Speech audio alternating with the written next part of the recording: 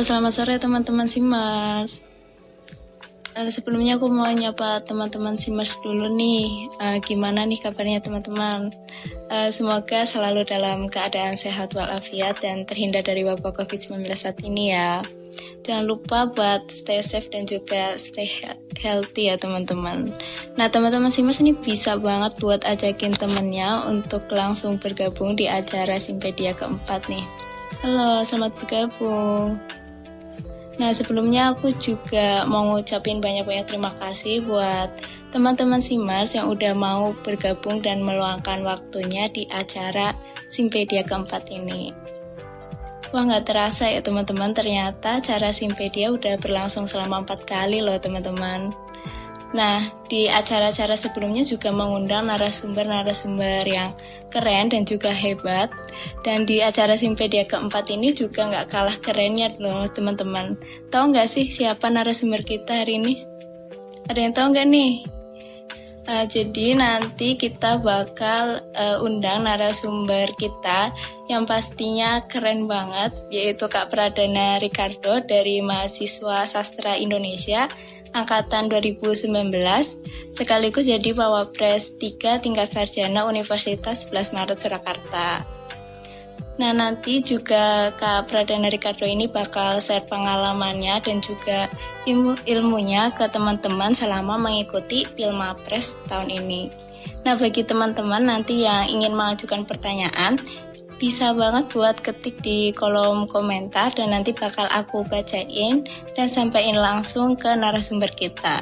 Dan pastinya bakal langsung dijawab dong oleh narasumber kita yang keren banget nih. Nah sebelum kita undang narasumber kita, di sini ada yang tahu nggak sih apa topik yang bakal kita bahas sore hari ini? Oke, jadi topik kita sore hari ini yaitu Kiat Sukses Pilmapres One Shot. Dari topiknya aja udah menarik banget ya teman-teman.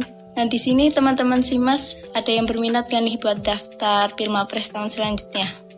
Pasti banyak banget ya nih dari teman-teman Simers yang pengen ikutan Pilmapres, apalagi bisa juara. Nah, nggak usah tunggu lama-lama lagi, mari kita undang narasumber kita, Kak Rikat. Halo Kak. Selamat sore. Selamat sore.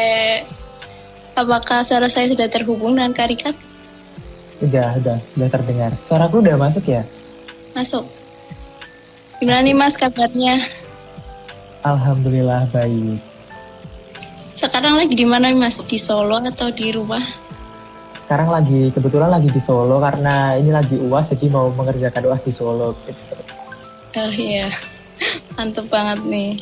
Nah sebelumnya aku juga mau ucapin selamat ke Mas Rikat yang udah jadi juara 3 Mawapres tingkat sarjana Universitas 11 Maret Surakarta. Keren banget nih, Mas Rikat bisa langsung juara 3 dalam satu kali percobaan. Nah pasti teman-teman Simers juga ingin berkenalan lebih jauh sama Mas Rikat. Mungkin Mas Rikat bisa menyapa teman-teman Simers terlebih dahulu sekaligus memperkenalkan diri kan. Oke, sebelumnya selamat sore teman-teman dari Simers gitu ya. Perkenalkan namaku Pradana Ricardo, kalian bisa panggil aku Richard. Aku merupakan mahasiswa Sastra Indonesia Fakultas Ilmu Budaya UNS Angkatan tahun 2019. Jadi sekarang masih di semester 4, mau ke semester 5 gitu. Ya nih Kak, untuk mengawali Simpedia yang keempat ini mungkin Kak Rikat bisa cerita sedikit nih bagaimana proses seleksi Pilmapres di tahun ini. Mungkin teman-teman Simers juga udah pada kepo nih Kak. Oke, jadi sebenarnya kalau untuk seleksi Pilmapres tahun 2021 ini di UNS nggak jauh berbeda dari seleksi-seleksi tahun sebelumnya ya. Jadi kalau tahun ini tuh tetap ada seleksi ada beberapa prodi yang memang mengadakan seleksi, ada juga beberapa prodi yang memang mereka mendelegasikan. Jadi ada rapat dewan dosen di prodi lalu menunjuk salah satu delegasi untuk diikutsertakan di pemilihan tingkat fakultas. Nah jadi terus kemudian dari prodi masuk ke pemilihan tingkat fakultas, dan sepemahamanku, setauku sama sih, kurang lebih sama, ada seleksi di tingkat fakultas, cuma memang mungkin mekanisme seleksi di tiap fakultas itu berbeda-beda, dan nanti dari tiap fakultas itu diambil 2 perwakilan terbaik, juara 1 dan 2 dari fakultas, kemudian dikirimkan ke seleksi tingkat universitas. Kemudian di universitas kan sudah terkumpul tuh 2 peserta dari tiap fakultas, mungkin kurang lebih ada sekitar 22 kalau tidak salah yang tingkat sarjana.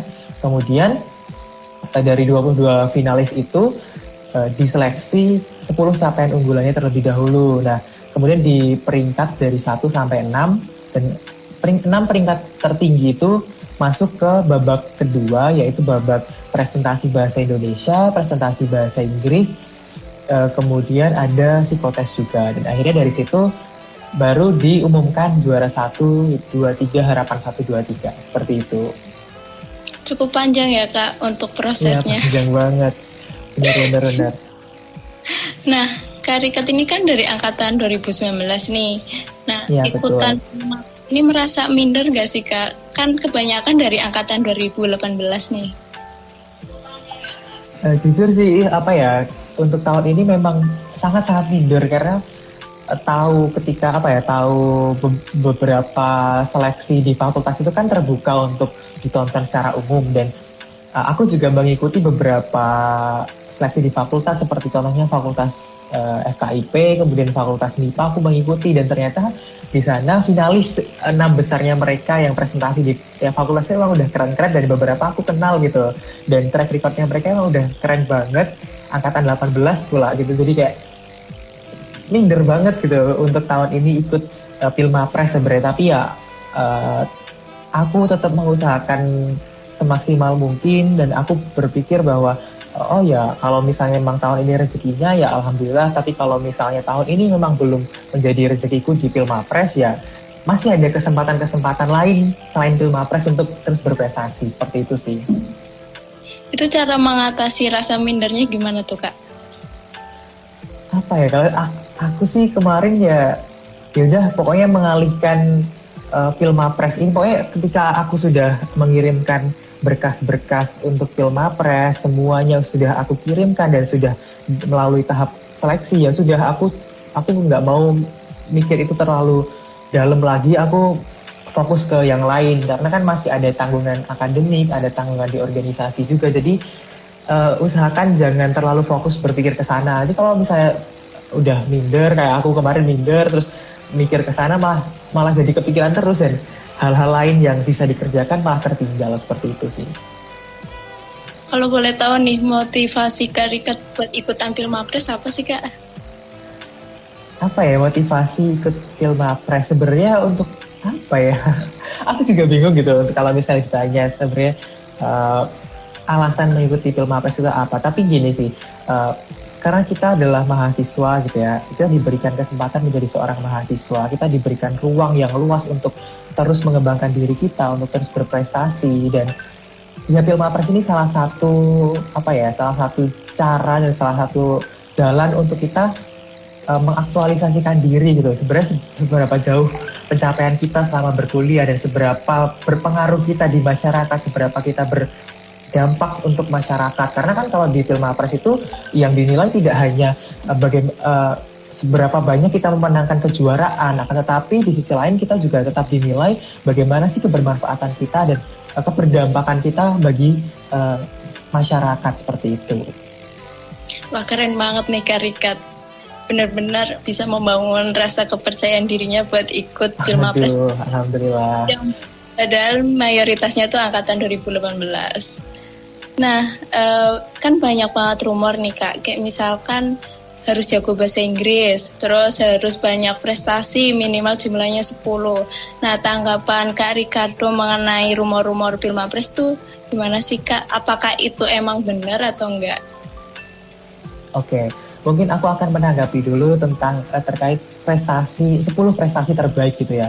Sebenarnya definisi prestasi di Pilmapres ini tidak melulu seberapa banyak, seberapa tinggi indeks prestasi kumulatif kita selama di bangku perkuliahan, atau seberapa banyak kita memenangkan perlombaan tingkat nasional, tingkat internasional selama kita berkuliah. Nggak cuma sekadar itu gitu teman-teman. Jadi prestasi di sini selain prestasi kejuaraan lomba, ada juga prestasi-prestasi lainnya yang memang sangat diperhitungkan di sini. Bahkan dari 10 prestasi terbaik itu, untuk kategori perlombaan dan kejuaraan itu hanya diberikan kuota atau slot maksimal hanya 4 gitu. Sedangkan masih ada yang lain, kayak ada 6 yang lain, dan itu bisa diisi riwayat organisasi kita, keaktifan kita di organisasi itu dinilai kepemimpinan kita. Atau bisa juga tentang pengakuan. Pengakuan itu semisal kita mengikuti sebuah kegiatan, terus kemudian kita menjadi pembawa acara atau mungkin menjadi narasumber atau menjadi moderator, itu juga salah satu bentuk prestasi yang diperhitungkan juga di Pilma Press. Selain itu bisa juga ketika kita menerbitkan artikel di jurnal ilmiah, itu juga masuk dalam prestasi. Kemudian kita menerbitkan buku entah itu novel, entah itu buku pengembangan diri atau buku-buku yang bisa memberikan dampak ke masyarakat, itu juga termasuk bagian dari prestasi gitu. Selain itu bisa juga tentang kewirausahaan, itu juga salah satu bentuk prestasi. Dan yang paling penting menurutku ya, dan ini memang masih aku coba untuk upayakan gitu, adalah prestasi mengenai pengabdian kepada masyarakat. Bisa kita menjadi seorang relawan atau kita mendirikan sebuah komunitas atau untuk masyarakat, itu juga salah satu bentuk prestasi. Jadi sebenarnya tidak hanya mahasiswa berprestasi, tidak hanya orang-orang yang IPK-nya tinggi atau dia raja dari segala lomba gitu, itu enggak gitu. Itu sih. Kemudian yang pertama tadi apa ya? Aku lupa. Gue bahasa Inggris nih Kak. Oh iya. Sebenarnya kalau untuk jago bahasa Inggris atau bahasa asing PBB itu enggak juga sih, karena dari aku sendiri pun masih belajar bagaimana cara menggunakan bahasa Inggris yang baik dan benar gitu. Tapi yang paling penting atau yang perlu digarisbawahi adalah yang penting kita bisa membiasakan diri untuk atau setidaknya mengerti tentang bahasa Inggris itu sendiri atau bahasa PBB yang lain gitu. Jujur ya, aku kemarin ketika presentasi bahasa Inggris itu juga sedikit takut dan sedikit minder, Mbak, karena memang aku tidak terbiasa untuk menggunakan bahasa Inggris. Dan kemampuan bahasa Inggris itu kalau misalnya diukur dengan tes TOEFL gitu juga masih belum mahir sekali gitu. Jadi ya nggak apa-apa, yang penting kita berusaha dulu, yang penting yaudah ngomong aja gitu. Kalaupun nanti ketika kita mencoba merangkai sebuah kalimat yang panjang dan di tengah itu kita tidak tahu satu kosakatanya, ya udah terabas aja. Kalau memang benar-benar nggak tahu, ya udah ngomong pakai bahasa Indonesia. Yang penting kita pede aja gitu lah. Kuncinya adalah pede untuk terus berbicara dan berkomunikasi seperti itu. Yang penting mau mencoba, berusaha sama belajar ya Kak. Bener banget. Aku juga penasaran nih Kak, suka dukanya ikut Pilma Press apa sih Kak? Apa ya kalau suka dukanya? Mungkin ke sukanya terlebih dahulu ya. Sukanya jangan sukanya dulu, dukanya dulu aja kali ya. Kalau dukanya sendiri adalah ini, karena aku jujur aja selama sampai sekarang ya semester 4 ini, kadang-kadang untuk memanajemen waktu itu juga masih kurang, masih sering mageran, masih sering males, masih sering rebahan gitu di tengah rutinitas atau kegiatan yang sangat padat dan tanggung jawab yang sangat berat juga gitu. Nah, ketika aku dihadapkan pada seleksi Pilma Press yang lini masanya atau timeline-nya itu sangat berhimpitan semua dan deket-deketan semua ya saat itu aku langsung diuji, pusing semuanya bagaimana cara mengatur waktu untuk seleksi Pilma Press yang kadang-kadang ketentuannya itu berubah-ubah, terus kemudian tenggat pengumpulan karya tulisnya juga sangat mepet. Ya, disitulah sebenarnya dukanya. Aku harus banting pikiran untuk mencoba menyelesaikan itu semua gitu. Tapi kalau sukanya sih ini, dari situ aku bisa belajar gitu loh. Ternyata manajemen waktuku selama ini masih sangat buruk gitu. Jadi akhirnya aku berpikir aku harus mencoba membenahi kebiasaan buruk ini dan bisa mengubahnya menjadi lebih baik lagi ke depan. Jadi aku harus bisa memanajemen waktu dengan baik, aku harus bisa menetapkan skala prioritas, dan aku harus bisa melawan rasa malas dan rasa mager untuk mengerjakan hal-hal yang penting yang memang seharusnya segera untuk dikerjakan, seperti itu. Jadi banyak sukanya atau dukanya nih Kak? Sebenarnya sama sih ya. sama imbang lah. Nah kemarin kan Kak Rikat nih bisa nih berhasil jadi Mawapres juara 3. Gimana sih Kak rasanya bisa mencapai posisi tersebut? Sebenarnya kaget ya, pertama tahu diberikan amanah sebagai juara 3 di Pilmapres UNS itu sangat-sangat kaget, karena jujur ketika masuk 6 besar saja itu sudah kaget gitu loh. Karena gini, aku punya target tersendiri kan, maksudnya ketika kuliah ini, dan memang target saat ini adalah, maksudnya target untuk Pilmapres ya udah cukup di Fakultas Ilmu Budaya aja nggak apa-apa gitu loh. Itu menurutku udah salah satu pencapaian yang sangat-sangat keren gitu kan. Dan ya udah ketika masuk ke finalis di UNS juga ya udah pasrah, udah nggak terlalu memikirkan, karena udah tahu saingannya itu teman-teman di SIM gitu loh, dan teman-teman di SIM tuh orangnya keren-keren semua, dan ya udah kayak pasrah gitu. Dan ketika diumumkan masuk ke 6 besar tuh udah bener-bener kaget gitu, kok bisa ya masuk ke 6 besar gini gitu. Dan ketika presentasi pun juga yang tak bilang tadi, ketika presentasi bahasa Inggris memang tidak terlalu lancar, karena memang ada kesalahan di diriku sendiri terkait itu. Jadi ya udah semakin ya udah deh gitu ya. Dan akhirnya ya kaget, benar-benar rasanya ya kaget gitu. Tapi ya lumayan seneng ya, dan semoga dengan predikat ini aku bisa semakin memberikan kebermanfaatan untuk orang-orang di sekitarku dan orang-orang di luar sana gitu. Pastinya sangat bersyukur ya Kak bisa jadi juara 3 Mawapres. Benar-benar alhamdulillah. Kak, mungkin kan ini teman-teman Simers juga pengen banget nih bisa jadi juara Mawapres. Mungkin Kak Rikat bisa kasih bocoran apa aja sih tips and triknya buat persiapan atau daftar di Pilmapres ini? Oke, mungkin kalau untuk ini kan karena di UNS itu Pilmapresnya dari tingkat prodi terlebih dahulu, dan setiap prodi itu ada mekanismenya masing-masing. Jadi aku akan memberikan mungkin sekitar dua cara gitu, atau 2 tips atau 2 hal yang mungkin perlu teman-teman persiapkan gitu ketika seleksi di tingkat prodi terlebih dahulu. Kan ada nih satu tipe prodi yang memang mereka mengadakan seleksi gitu ya. Seleksi karya tulis, dan seleksi bahasa Inggris, dan seleksi dokumen-dokumen prestasi gitu ya. Yang pertama yang perlu dilakukan teman-teman adalah teman-teman menyiapkan prestasi itu gitu, karena 10 capaian unggulan itu tidak bisa disiapkan dalam waktu 1 malam, dalam waktu 1 hari, 1 minggu, atau 1 bulan itu juga nggak bisa gitu. Teman-teman harus benar-benar mempersiapkan itu mulai dari awal teman-teman masuk kuliah, dan mulai saat ini juga gitu, untuk seleksi tahun depan saat ini masih bisa untuk dipersiapkan gitu. Itu untuk terkait 10 capaian unggulan berupa prestasi yang udah tak sebutkan tadi gitu. Kemudian untuk karya tulis, nah teman-teman bisa belajar tuh mungkin dari teman-teman yang memang saat ini belum familiar dengan sistematika kepenulisan karya tulis, bisa belajar dari sekarang gitu. Atau mungkin teman-teman yang sudah familiar dengan hal itu, teman-teman bisa kayak nyicil untuk mencari ide atau mencari topik-topik tertentu yang akan diikutsertakan di Pilmapres di gagasan tertulisnya. Teman-teman bisa menyicil dari sekarang dan riset topik-topik apa saja sih yang sebenarnya sering diikutsertakan di Pilmapres kayak gitu. Kemudian untuk bahasa ya, kemampuan berbahasa, dan sebenarnya ini masih aku belajar juga.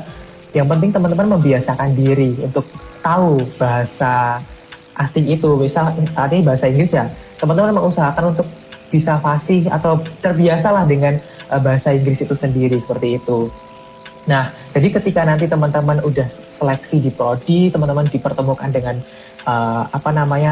teman-teman kalian di 1 prodi itu, teman-teman udah siap gitu untuk mengikuti seleksi di prodi. Dan itu juga berlaku untuk seleksi di fakultas maupun di universitas. Nah, kalau untuk prodi yang memang itu ditunjuk kayak aku kemarin tuh sebenarnya kalau di sastra Indonesia dan di FIB khususnya itu memang setiap prodi mendelegasikan perwakilannya. Nah, gimana caranya untuk bisa menjadi perwakilan prodi gitu di seleksi fakultas? Yang pertama adalah teman-teman coba deh sering-sering ikut kegiatan atau sering-sering ikut lomba. Itu nanti keuntungannya ada dua ketika teman-teman menang. Yang pertama, teman-teman bisa nyicil 10 capaian unggulannya teman-teman. Dan yang kedua, teman-teman ketika teman-teman menang lomba kemudian melaporkannya ke prodi, otomatis kan pihak prodi, dosen-dosen di prodi kan tahu, misal aku nih, Pradana Ricardo sering menjuarai lomba ini kayak gitu. Jadi itu akan jadi bahan pertimbangan dewan dosen untuk memilih teman-teman sebagai salah satu perwakilan prodi yang akan diikutsertakan di tingkat fakultas. Tapi teman-teman juga harus ingat, teman-teman tetap harus mempersiapkan gagasan tertulis atau karya tulis ilmiahnya dan juga kemampuan berbahasa Inggris, membiasakan untuk tahu dan mengenali bahasa asing, khususnya bahasa Inggris. Seperti itu sih. Dan untuk di tingkat fakultas ya sebenarnya sama. Yang terpenting PD dengan kemampuan teman-teman. Toh nanti ketika teman-teman yang bahasa Inggris tadi gak lancar bisa terabas dengan campur bahasa gitu juga gak masalah. Yang penting pede gitu aja sih. Dan jangan lupa latihan untuk presentasi, karena di fakultas nanti tetap bakal ada presentasi sendiri-sendiri gitu. Nah, kemampuan public speaking tuh sangat diperlukan gak nih Kak? Kalau kemampuan bicara publik sebenarnya cukup membantu sebenarnya ya, tapi balik lagi ketika teman-teman sekarang belum fasih dan belum maksimal dalam bicara publik atau public speaking, teman-teman bisa kok mengusahakannya dari sekarang gitu, karena itu sangat-sangat membantu untuk kita presentasi dengan terus menjawab pertanyaan dari dewan juri seperti itu gitu. Nah, semoga tips and triknya bisa membantu teman-teman Simers nih buat ikut tampil Mapres tahun selanjutnya. Amin. Semangat teman-teman. Nah, dari Kak Rikat nih pengen daftar lagi nggak nih tahun berikutnya? Waduh, kalau ditanyain itu masih bingung juga, karena kan kalau di prodiku itu tadi kan sudah tak jelaskan kalau itu ditunjuk atau didelegasikan dari prodi dengan melihat track record selama 1 tahun belakangan itu udah ngapain aja gitu kan. Nah, aku masih belum tahu juga apakah besok tahun depan prodi masih mempercayai untuk aku untuk mengikuti kegiatan Pilmapres atau enggak. Itu kan masih belum tahu, karena masih ada 1 tahun ke depan untuk kita melihat gitu. Terus kesulitannya apa sih Kak buat ikut tampil Mapres ini? Kesulitannya ya seperti yang udah saya jelaskan di awal, bahwasanya ternyata manajemen waktu saya sangat buruk dan itu menjadi bumerang untuk aku sendiri ketika pemilihan mahasiswa berprestasi, karena aku yang biasanya manajemen waktunya kurang baik terus dihadapkan dengan deadline yang sangat padat, ya akhirnya jadi pusing sendiri dan jadi waktu itu aku nggak tidur kurang lebih 3 hari untuk mempersiapkan. Jadi ya itu nggak baik gitu, itu salah satu kesulitan gitu. Tapi itu bisa diminimalisasi dengan ya kita belajar untuk memanajemen waktu dengan baik dan terbiasa dengan tekanan-tekanan yang ada. Karena menurutku Mapres itu sebenarnya bukan mahasiswa berprestasi aja, tapi kita semua adalah mahasiswa under pressure, teman-teman. Jadi mahasiswa di bawah tekanan gitu. Berarti manajemen waktu itu sangat penting ya Kak? Sangat penting banget untuk apapun, nggak cuma di Pilmapres, untuk semua kegiatan manajemen waktu itu sangat penting gitu. Oke, makasih Kak Rikat nih jawaban-jawabannya. Oke, sama-sama. Dan selanjutnya nih ada sesi Q&A bareng Kak Rikat. Jadi buat teman-teman Simers yang ingin mengajukan pertanyaan, dapat banget nih ketik di kolom komentar dan nanti bakal aku bacain dan langsung sampaikan ke Kak Rikat. Dan pastinya juga bakal langsung dijawab nih oleh Kak Rikat. Oke nih Kak, ternyata ada 2 pertanyaan dari Etriskia. Kak mau tanya nih, gimana persiapan Pilmapres kemarin? Bener ya kalau dadakan? Mungkin bisa langsung dijawab, Kak.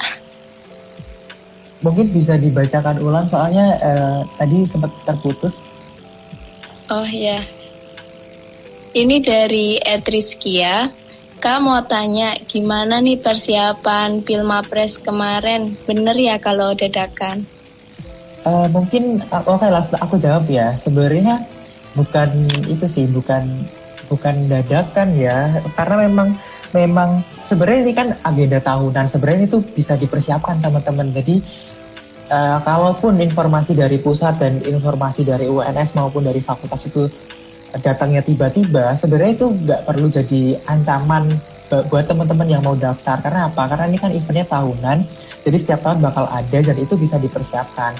Kemarin itu kesannya kayak dadakan karena memang mungkin banyak peserta yang awalnya santai-santai dan mereka nggak tahu apakah mereka mewakili prodinya, mewakili fakultasnya atau enggak. Jadi ya udah gitu. Jadi kesannya kayak deadline-nya semua mepet-mepet dan kita yang mengerjakan itu super duper ngebut gitu. Jadi ya sebenarnya bisa untuk diupayakan untuk itu tidak menjadi hal yang dadakan dari sekarang gitu.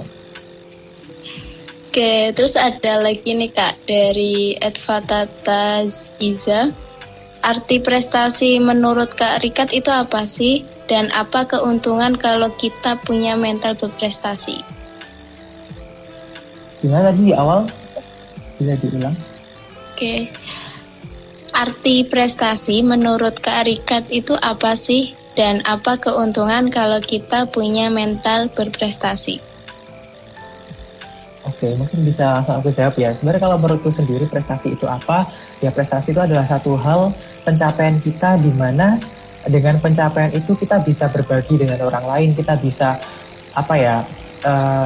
berbagi semua pengalaman kita, ilmu-ilmu yang kita dapat ke orang lain dan akhirnya orang lain itu bisa merasakan dampak dari pencapaian-pencapaian kita. Berarti itu adalah sebuah prestasi gitu.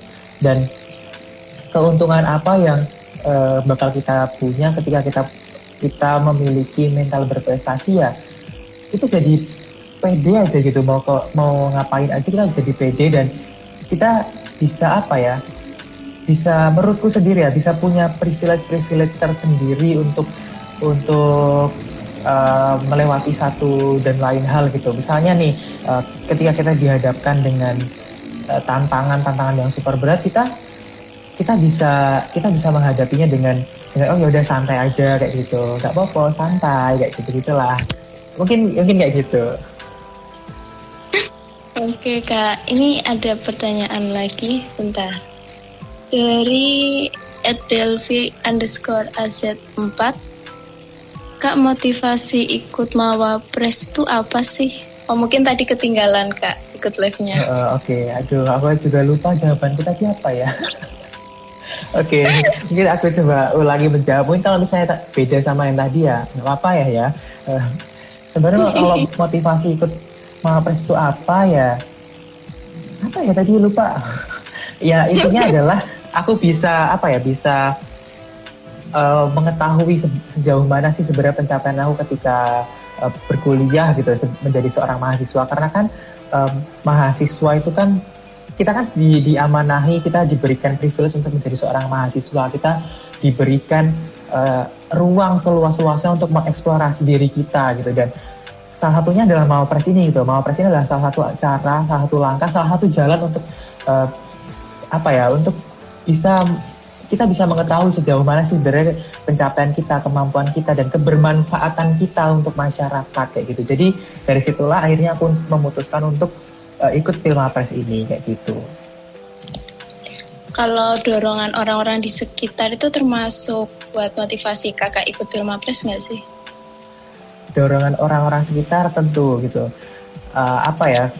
Orang-orang di sekitarku tuh sangat ini sih. Sebenarnya mereka lebih memberikan semangat yang mungkin tidak secara langsung gitu semangat, tapi mereka bisa memberikan vibes atau lingkungan yang super enak untuk bisa terus berprestasi gitu. Contohnya aku boleh bilang ya ini ya di SIM tuh teman-temannya sangat-sangat suportif, sangat-sangat saling mendukung untuk kita terus berprestasi, terus berdampak. Karena di SIM sendiri kan semboyannya adalah BBM, belajar berkarya dan mengabdi. Jadi dari situlah sebenarnya lingkungan itu juga mendukung aku untuk terus belajar, terus berkarya dan terus untuk mengabdi. Karena sebenarnya menurutku itulah esensi dari berprestasi yang sebenarnya. Makanya sebenarnya STIM itu bukan studi ilmiah mahasiswa teman-teman, tapi studi ilmiah mawapres begitu.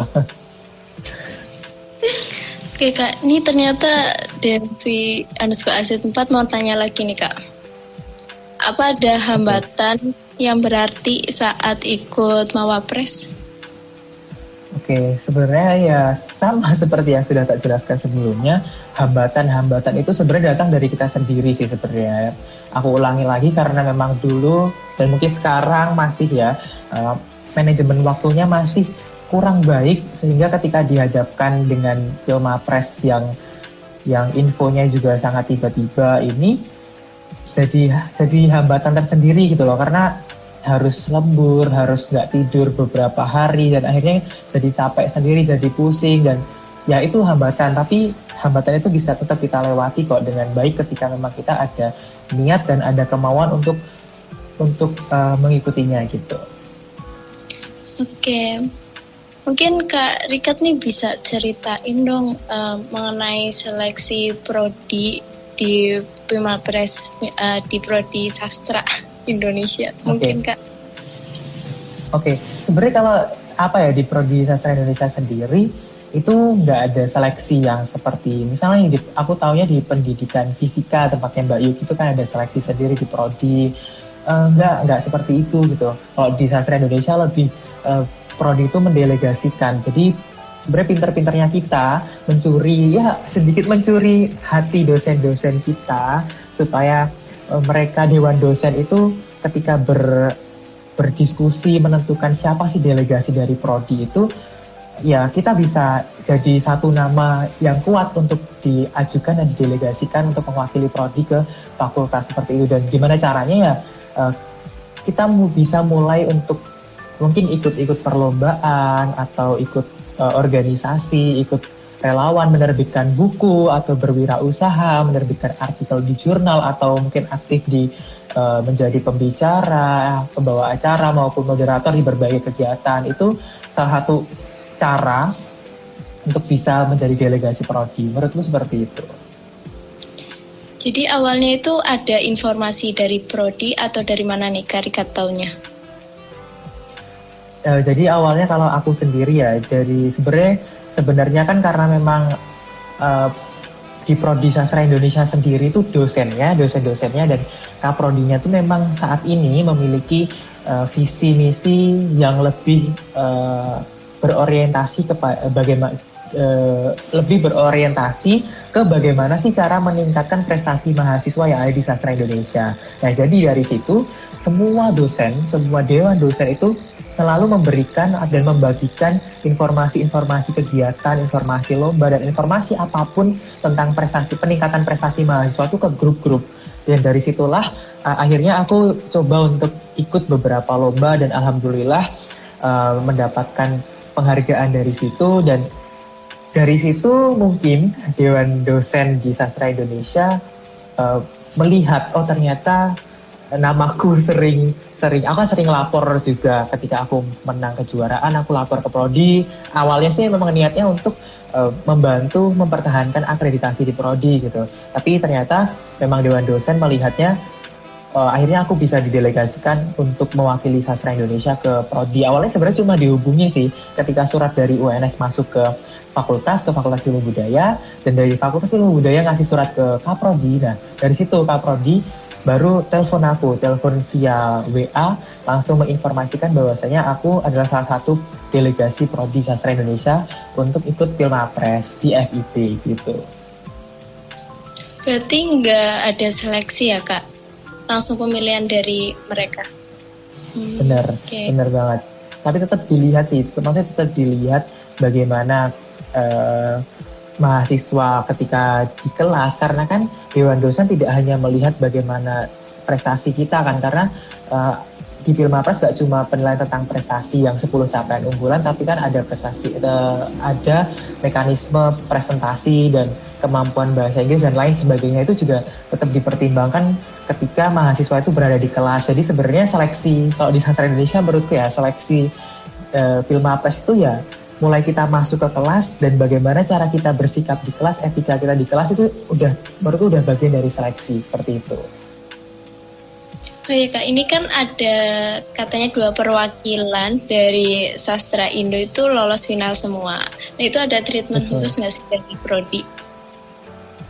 Oh ya, oke. Oh, treatmentnya maksudnya perlakuan setelah dinyatakan lolos atau sebelum nih? Sebelumnya. Oke. Kalau sebelumnya ya sebenarnya gini sih, sama seperti yang sudah tak jelaskan di awal tadi, karena memang visi misi Dewan Dosen dan Kaprodi saat ini adalah tentang bagaimana caranya meningkatkan prestasi mahasiswa di sastra Indonesia. Akhirnya kita benar-benar digembleng, diberikan informasi, asupan informasi kegiatan, asupan informasi kompetisi untuk diikuti mahasiswanya sesuai dengan minat bakatnya. Dan dari situlah kita juga kita nggak cuma diberikan informasi aja gitu. Dewan Dosen semuanya sangat terbuka untuk diskusi. Misalnya aku kan sering ikutnya lomba esai. Kalau temenku yang Mawapres 5, dia lombanya tentang video edukasi, seperti itu, tentang videografi gitu. Nah, semua Dewan Dosen itu terbuka ketika aku mau berkonsultasi terkait bagaimana aku menyusun esai, naskah esainya bagaimana. Semua Dewan Dosen sangat terbuka untuk hal itu. Begitu pula dengan temenku ketika dia minatnya adalah di videografi, semua Dewan Dosen, semua kakak tingkat itu sangat terbuka untuk memberikan ilmunya supaya adik-adiknya ini bisa memberikan yang terbaik untuk prodi begitu. Itu kalau treatment sebelum dinyatakan lolos sih. Kalau sesudah mungkin aku bisa ceritakan ya sekalian gitu. Oke, kalau sesudah itu ya alhamdulillah ketika dikirimkan 2 perwakilan dari prodi ke fakultas, alhamdulillah kita berdua yang masuk ke final. Sebenarnya aku seneng banget gitu loh, ada temennya dari sastra Indonesia kayak gitu. Jadi nggak yang canggung apa gimana gitu kan, karena kan waktu final 6 besar itu kita juga barengan gitu. Nah, treatment dari prodi memberikan apresiasi yang sangat luar biasa, memberikan dukungan yang tidak henti-hentinya, terus selalu nge-follow up bagaimana persiapan dan kesiapannya kita berdua, sampai akhirnya kita masuk ke 6 besar dan alhamdulillah kita bisa memberikan yang terbaik buat sastra Indonesia, seperti itu. Keren banget nih semua Kak Rikat. Bisa juara 3 dalam 1 kali percobaan dong. Itu ada kiat nggak sih Kak? Apa emang berjalan sesuai dengan rencana? Aduh, sebenarnya apa ya itu sih ngalir aja, karena sebenarnya ini adalah hal yang nggak terduga buat aku, dan ini sangat melenceng jauh dari tujuan aku awal, bukan tujuan sih, perkiraan awal, karena memang ya seperti yang tak jelaskan tadi di awal, bahwasanya untuk Pilmapres saat ini ya udah gitu loh, udah jadi perwakilan fakultas ke universitas itu udah jadi satu hal yang sangat menggembirakan dan sangat keren buat aku sendiri gitu loh. Terus bisa masuk 6 besar dan jadi juara 3 itu juga ya sangat tidak terduga sekali gitu. Nah kalau boleh tahu nih Kak, kejuaraan yang Kakak ikutin tuh emang semua tentang karya tulis atau gimana nih Kak? Oke, sebenarnya kalau untuk kegiatan kompetisi yang tak ikutin selama menjadi mahasiswa sampai sekarang, sebenarnya nggak cuma tentang karya tulis ya, ada 1 atau 2 yang itu di bidang videografi juga, tapi memang lebih dominan terkait kepenulisan gitu, karena memang di SIM aku juga di departemen kepenulisan, jadi ya memang aku lebih fokus ke sana. Dan kebetulan dari 10 capaian unggulan itu kan untuk kompetisi diberikan slot maksimal 4, dan 4-4-nya memang aku mengisinya lomba esai dan lomba artikel gitu. Mungkin waktu Pilmapres kemarin Kak Rikat boleh ceritain nih karya tulis apa yang Kak Rikat tulis, terus tentang apa nih? Oke, jadi kalau untuk Pilmapres 2021 ini kemarin aku mengangkat tema tentang topiknya adalah program pembangunan berkelanjutan 2030 atau Sustainable Development Goals 2030. Nah, terus aku ngangkat poin ke-14 yaitu menjaga ekosistem laut. Nah, dari situ aku akhirnya mengangkat sebuah karya tulis tentang bagaimana sastra maritim. Jadi di sastra itu sebenarnya nggak cuma tentang puisi dan novel ya teman-teman. Jadi ada salah satunya itu juga namanya sastra maritim gitu. Nah, bagaimana sih sastra maritim ini berperan penting untuk menjaga ekosistem laut di Indonesia, khususnya di wilayah pesisir di Indonesia yang kadang-kadang kebijakan-kebijakannya itu sangat bertentangan gitu loh dengan sastra-sastra maritim yang tumbuh dan berkembang di sana. Jadi akhirnya aku menyusun sebuah gagasan bagaimana sih sebenarnya sastra maritim ini bisa diikutsertakan dalam penyusunan kebijakan untuk memajukan dan mendukung program pembangunan berkelanjutan tahun 2030 di Indonesia. Seperti itu. Wah, keren banget nih. Oke, buat teman-teman ada yang mau ditanyain kan nih buat Kak Rika? Ini narasumber kita keren banget loh teman-teman. Pasti banyak nih yang pengen ngepoin Kak Rika. Oke Kak, kita tunggu dulu ya Kak pertanyaan dari teman. Yang pengen ngajuin pertanyaan bisa banget nih langsung ketik di kolom komentar. Nanti bakal aku bacain atau sampaikan langsung ke Kak Rika. Sambil nunggu pertanyaan dari teman-teman Simas, mungkin Kak Rika bisa ceritain dulu nih kesibukan kakak sekarang apa aja sih?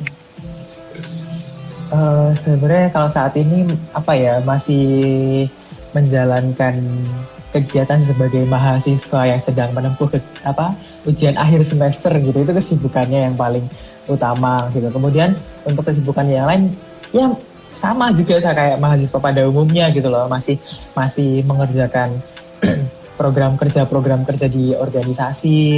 Kayak contohnya di SIM aku juga masih ada beberapa program kerja yang akan dilaksanakan ke depan gitu, dan harapannya SIMers semuanya bisa join ya di kegiatan SIM selanjutnya gitu sih.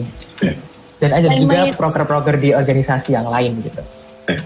Kalau selain mengikuti SIM tuh ada ikutin kegiatan apa lagi Kak? Kalau aku sendiri selain di SIM, aku juga ikut jadi pembantu umum di UKM keilmiahannya Fakultas Ilmu Budaya Sarasati Community. Kemudian aku juga jadi staff sponsorship and public relation di Bengawan UV Team Fakultas Teknik Universitas 11 Maret gitu. Kalau yang di luar UNIF ada nggak nih Kak? Mungkin kalau seperti komunitas.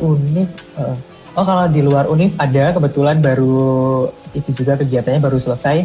Alhamdulillah sekarang sudah jadi anggota dari Ikatan Duta Bahasa Provinsi Jawa Tengah tahun ini. Jadi organisasinya juga masih berjalan gitu. Nah, ini ada komen di IG nih Kak. Assalamualaikum Kak Rika dari Aurora. Waalaikumsalam. Ayo teman-teman yang ingin mengajukan pertanyaan langsung ketik di kolom komentar. Kak Rika juga menunggu pertanyaan dari kalian nih. Kalau Mbak Ade sendiri dari prodi apa nih? Dari Agribisnis angkatan 19 Mas. Ya, dari Fakultas Pertanian ya. Ya. Kalau dari FP saingannya berat-berat nggak Mas? Ya, sangat berat karena memang kebetulan kemarin kan yang juara 2 itu dari FP, itu kan Mas Nugroho Hasan. Itu kebetulan kita temenan gitu loh. Sebelum ini kita udah pernah jadi satu tim di lomba debat. Jadi ya kita udah sering komunikasi juga dan ya sangat-sangat berat sekali. Ayo teman-teman yang mau mengajukan pertanyaan bisa langsung ketik di kolom komentar. Ini mungkin pada bingung kali ya Mas, mau tanya apa lagi udah disampaikan. Oh, gitu ya. Mungkin nanti kalau teman-teman masih ada yang mau ditanyakan tapi nggak di sini, boleh langsung kirim pesan langsung ke Instagram aku juga nggak apa-apa. Iya, modus pengen di DM ya Mas. Iya, modus biar Instagramnya rame aja gitu sih sebenarnya. Mungkin mau promosiin IG Mas. Oh, bisa langsung teman-teman follow ya di @prdrcd. Bisa nambah followers. Iya betul betul betul. Mungkin bisa langsung tanya nih karena baru gabung, masih banyak yang bingung. Iya benar banget. Langsung tanya nggak apa-apa. Kita jadwalnya sampai jam 7 malam. Tenang. Malam Senin bersama. Iya. Berarti besok masih ada UAS ya Kak? Ya alhamdulillah 3 hari ke depan masih ada tenggat UAS yang beruntun juga. Jadi ya cukup melelahkan. Sangat. Semangat juga Mbak De. Dari FP sih, dari Prodiku itu udah selesai sih UASnya. Udah kelar semua. Oh udah liburan sekarang. Sekarang udah liburan ya. Aduh jadi iri nih. Sepertinya segera liburan. Di Sastra Indo itu ada praktikum-praktikum gitu juga nggak sih Mas? Sebenarnya ada. Jadi mungkin buat teman-teman di luar sana yang non sastra itu pasti berpikir emang praktikumnya ngapain aja gitu. Jadi mungkin aku sekalian menjelaskan ya teman-teman. Kalau praktikum di sastra Indonesia itu yang pertama dulu ada mata kuliah kebudayaan Indonesia. Sebenarnya harusnya kita praktik membatik di Laweyan, tapi karena pandemi jadi angkatanku tidak mendapatkan praktik itu gitu. Kemudian selanjutnya jadi kan kalau di sastra Indonesia itu kan selain ada pembidangannya, selain sastra itu sendiri ada linguistik atau ilmu bahasa dan juga filologi. Nah kalau filologi itu mempelajari tentang naskah Melayu dan bagaimana transliterasinya, bagaimana kita mendigitalisasikan, karena kan di UNS fokusnya adalah digitalisasi naskah-naskah kuno gitu. Nah untuk digitalisasi itu tuh perlu kayak kamera sendiri gitu loh, kamera ada tripodnya sendiri yang khusus, gak kayak tripod dan kamera pada umumnya. Jadi praktikumnya tuh lebih ke bagaimana sih kita menyusun dan merangkai alat-alat tersebut sehingga bisa digunakan dengan baik untuk digitalisasi naskah kayak gitu sih. Praktikumnya lebih kayak gitu. Oke, ini ada pertanyaan nih Mas dari Huda_Rahman. Kak Rikat ada ide nggak buat karya yang mungkin bisa diajuin di Mawapres? Oke, jadi kalau untuk karya tulis atau kalau di Filmapres disebutnya sebagai gagasan kreatif. Nah, di sini kan ada kata kreatif gitu ya. Jadi sebenarnya di buku panduan sendiri pun kita nggak dijelaskan secara rinci topik apa saja yang bisa kita gunakan untuk mengikuti kegiatan Filmapres ini. Sebenarnya semua topik tuh bisa.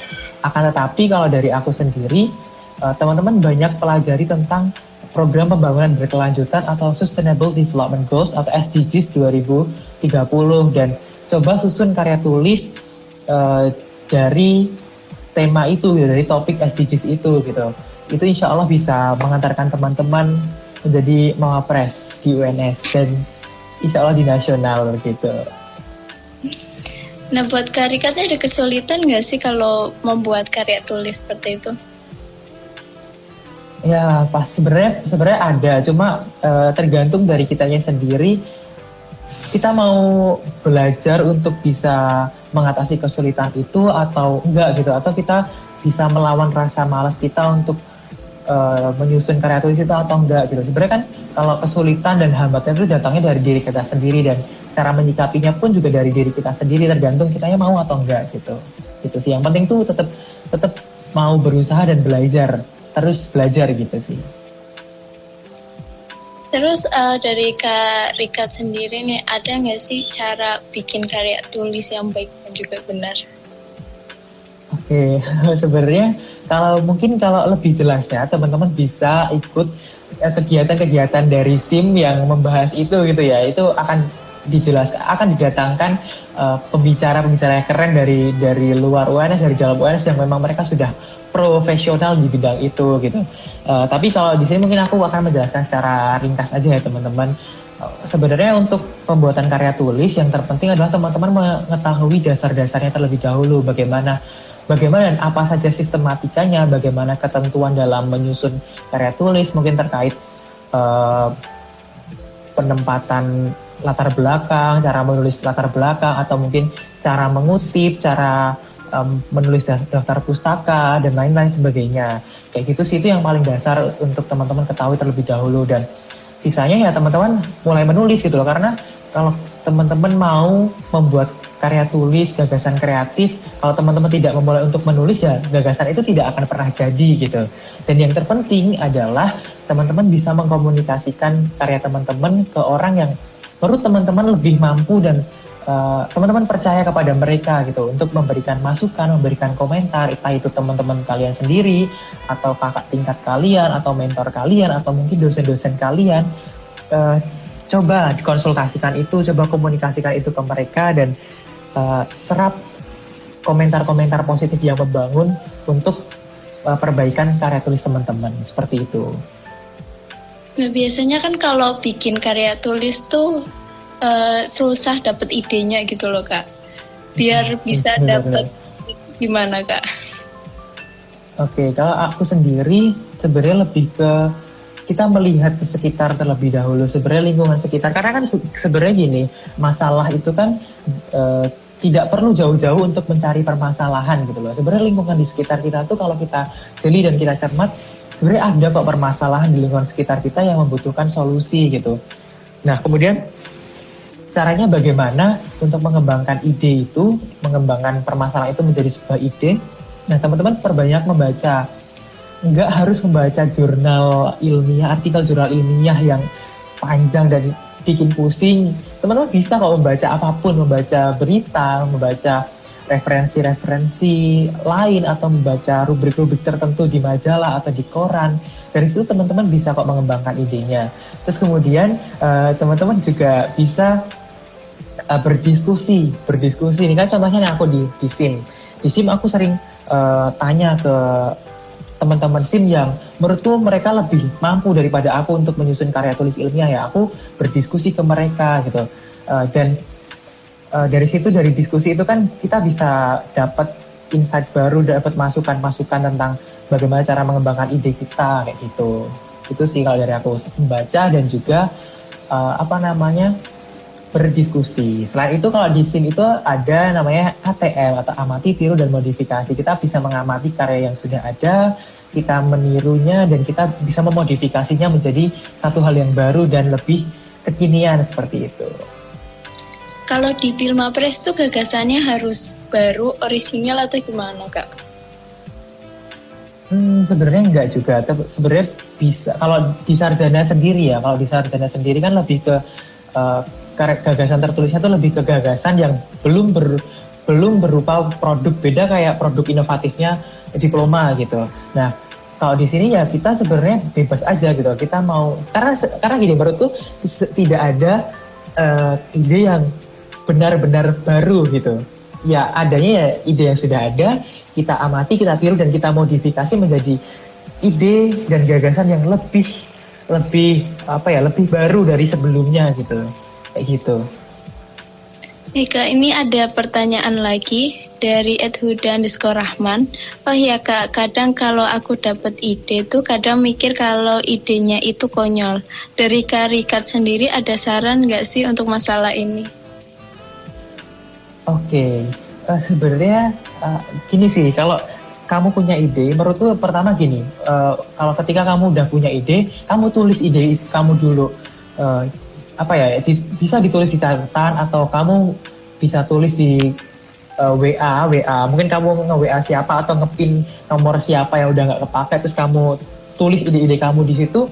Menurutku emang harus seperti itu. Jadi dari situ kamu bisa ngelihat sebenarnya mungkin gini, kamu bisa merasa ide kamu itu konyol itu sekarang gitu, tapi belum tentu besok ketika kamu sudah mendapatkan tambahan pemahaman atau tambahan informasi baru dari keberjalanan kita setiap hari, itu bisa jadi idemu itu bukan ide yang konyol gitu loh. Itu tuh ide yang sangat luar biasa, tinggal dipoles sedikit, tinggal dikomunikasikan, tinggal dikonsultasikan ke orang-orang yang menurut kamu bisa dipercaya dan mereka lebih paham, itu akan jadi suatu ide yang besar gitu loh.